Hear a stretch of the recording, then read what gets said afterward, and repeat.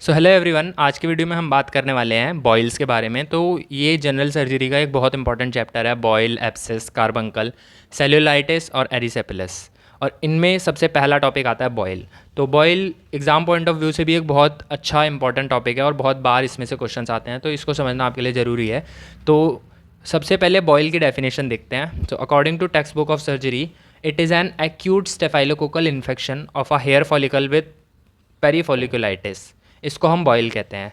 और बॉयल जो होता है ये बाद में चल के सेपरेशन हो जाता है इसके अंदर, और सेंट्रल नेक्रोसिस। सेपरेशन का मतलब है पस फॉर्मेशन, और सेंट्रल नेक्रोसिस का मतलब कि जो बॉयल का सेंटर है वहाँ पे नेक्रोटिक टिश्यू एक्यूमुलेट होने लग जाएगा, वहाँ पे नेक्रोसिस होने लग जाएगा। अब इसके क्लिनिकल फीचर्स क्या होते हैं? तो एक बॉयल के क्लिनिकल फीचर्स में सबसे पहला आता है पेनफुल और इंड्यूरेटेड स्वेलिंग होती है, जो कि धीरे धीरे धीरे धीरे बढ़ती रहती है, विच ग्रेजुअली एक्सटेंड्स। ठीक है। इसके अलावा जहाँ पे भी बॉयल होगा, जिस भी एरिया पे बॉयल होगा अराउंड द हेयर फॉलिकल, वहाँ पे टेंडरनेस बहुत ज़्यादा देखने को मिलेगी और वो एरिया में स्वेलिंग या फिर एडेमा देखने को मिलेगा। तो ये तीन इसके क्लिनिकल फीचर्स हैं। बट फ्यू डेज़ के बाद क्या होता है, तो इसका जो क्लिनिकल कोर्स है वो कुछ दिनों तक रहता है, और फ्यू डेज़ के बाद क्या होता है कि जो सेंटर है वहाँ पे सॉफ्टनिंग होने लग जाती है। जैसा आपने देखा होगा, सिंपल जो फोड़े फुंसी हो जाते हैं स्किन के ऊपर, धीरे धीरे उन पे एक टिप बनने लग जाती है। उसी टिप को हम सेंटर कह रहे हैं। तो सेंटर की सॉफ्टनिंग होने लग जाएगी और जिसकी समिट पे एक पस्ट्यूल दिखेगा, मतलब एक पस फील्ड कैविटी दिखेगी। ठीक है। और ये स्पॉन्टेनियसली बर्स्ट कर सकता है, जिसमें से ग्रेनिश स्लो या फिर ग्रेनिश डिस्चार्ज निकलेगा। और इसके अलावा एक डीप कैविटी डेवलप हो सकती है which is lined by granulation tissue. तो ये था बॉयल का क्लिनिकल कोर्स। इसके अलावा दो टर्म्स होती हैं, एक होता है ब्लाइंड बॉयल। क्या होता है? तो ब्लाइंड बॉयल एक ऐसा बॉयल होता है जिसमें कि सेपरेशन नहीं होती। जैसे यहाँ पे देखो सेपरेशन हो रही थी, ग्रेनिश पस बन रहा था। बट अगर कोई ऐसा बॉयल है जो कि बिना सेपरेशन के ही सबसाइड हो जाए, that is known as a blind boil. इसके अलावा स्टाई क्या होता है? तो stye is basically infection of eye lash follicle. ठीक है। आई लैशेज में भी आपको पता होगा हेयर होते हैं, और उन हेयर फॉलिकल्स का जब स्टेफाइलोकोकल इन्फेक्शन हो जाता है तो उसे हम स्टाई कहते हैं। So this was all about boil and its definition. अब मोस्ट कॉमन साइड्स क्या होती है? मोस्ट कॉमन साइड्स हैं हमारा बैक और नेक, यहाँ पे ही बॉयल सबसे ज़्यादा कॉमन होते हैं। इसके अलावा दो चीज़ें बहुत स्पेसिफिक लिखी हुई हैं।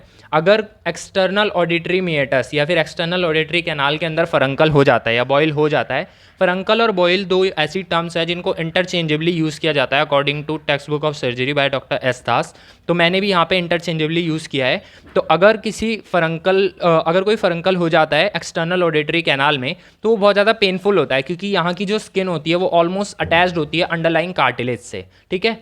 कार्टिलेज और स्किन के बीच में बिल्कुल भी गैप नहीं होता, तो वहाँ पे थोड़ी सी भी स्वेलिंग होगी, थोड़ा सा भी पस का एक्यूमुलेशन होगा, तो वो बहुत ज़्यादा पेनफुल होता है। ठीक है।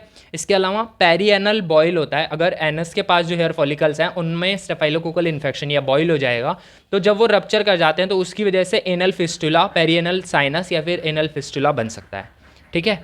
अब कॉम्प्लिकेशंस क्या क्या हो सकते हैं बॉयल की? तो boil can progress to cellulitis. ठीक है। बट स्पेसिफिकली उन पेशेंट्स के अंदर जिनमें इम्यूनिटी बहुत वीक होती है, और एक ऐसा भी हो सकता है कि एक हेयर फॉलिकल से बहुत सारे हेयर फॉलिकल्स इन्वॉल्व हो गए और वहाँ पे पूरे में बॉयल हो गया। ठीक है। तो इसको हम हाइड्रा एडेनाइटिस कहते हैं। इसके अलावा तीसरी कॉम्प्लिकेशन है usually secondarily infect the regional lymph node. Secondary infection हो सकता है रीजनल लिम्फ नोड्स का, जिसकी वजह से लिम्फेडिनोपैथी देखने को मिल सकती है। ठीक है। अब ट्रीटमेंट में क्या करेंगे? सबसे पहले बॉयल्स उन्हीं लोगों के अंदर ज़्यादा होते हैं जिनमें डेबिलिटी होती है। डेबिलिटी मतलब उनका इम्यून सिस्टम वीक हो गया है due to some chronic disease. तो उसकी वजह से पहले हमें पेशेंट की जनरल हेल्थ पे ध्यान देना है, जिससे कि बॉयल के होने की टेंडेंसी कम हो। इंसिजन हम नहीं देते ज़्यादातर केसेस में, क्योंकि बॉयल जो है वो बहुत छोटा होता है, एक छोटा सा पस्ट्यूल होता है। ठीक है। और कुछ केसेस में क्या करते हैं कि एप्लीकेशन ऑफ आयोडीन कर देते हैं, आयोडीन लगा देते हैं थोड़ा सा, जिसकी वजह से जल्दी से वो पक जाता है, नेक्रोसिस हो जाता है और ड्रेन हो जाता है। ठीक है।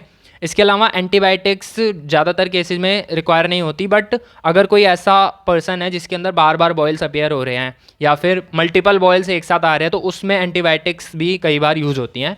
और अगर बॉयल्स बार बार किसी पर्सन में हो रहे हैं तो हमें डायबिटीज़ का एक बार चेक कर लेना चाहिए, हमें उसका ब्लड शुगर चेक कर लेना चाहिए और इसको एक्सक्लूड कर देना चाहिए, क्योंकि जिन लोगों को डायबिटीज़ होता है उनमें बॉयल्स रिकरेंट होते हैं।